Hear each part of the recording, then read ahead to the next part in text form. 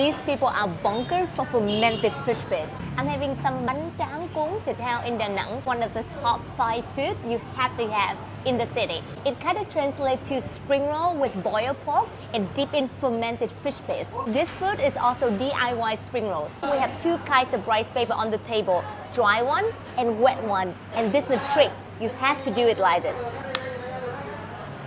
Look at that, now you are pro. This is boiled bacon, pork belly boiled without seasoning and anything.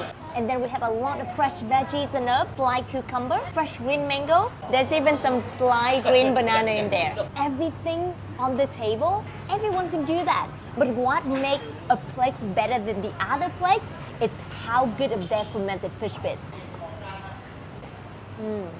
When you're in Da Nang, this is something you have to try. If you cannot handle fermented fish paste, there's always fish sauce for you. Whenever you can eat with your hand, you're winning. Yummy day!